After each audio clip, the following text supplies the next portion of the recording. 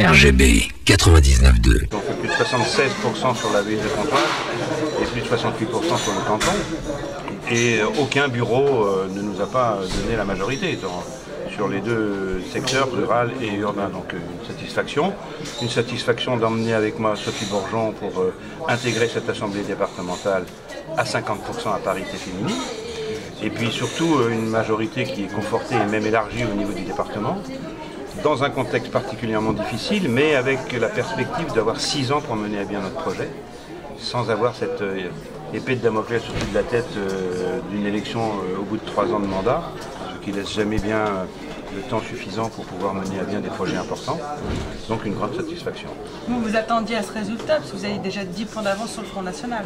Absolument, et puis il faut reconnaître que dans le contexte du vote républicain, je me mets à la place des électeurs de gauche, je le dis franchement, qui ont certainement pas de gaieté de cœur voté pour moi, pour ceux qui l'ont fait, mais dans un contexte où effectivement le score est amplifié du fait que c'était un match entre l'UVO et le FN, comme dans la majorité des cantons dans le Val d'Oise et en France.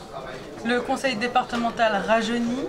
Comment ça va se passer? Comment vous allez vous organiser pour le travail, pour les nouveaux élus qui vont débuter, qui commencent à découvrir ce nouveau rôle, ce nouveau poste?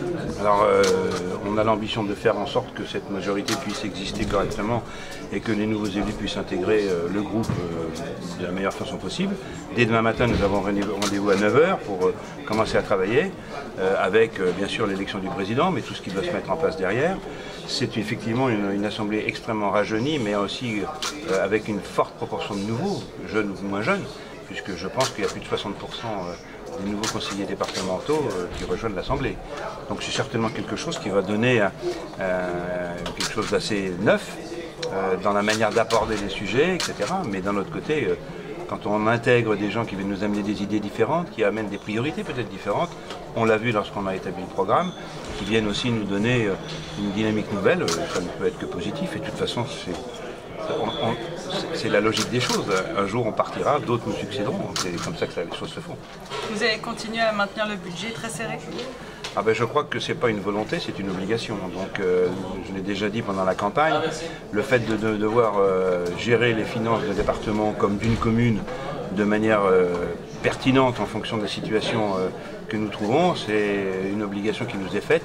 Gérer les budgets, ce n'est pas un moyen, c'est pas une finalité en soi, mais c'est un moyen obligatoire qui nous est imposé pour pouvoir ne pas faire peser les décisions que nous prenions avec une dette qui progresserait trop forte aux générations qui viennent, et pour ne pas faire peser sur les administrés, les Valdoisiens, le poids de cette difficulté que j'estime et que j'espère passagère.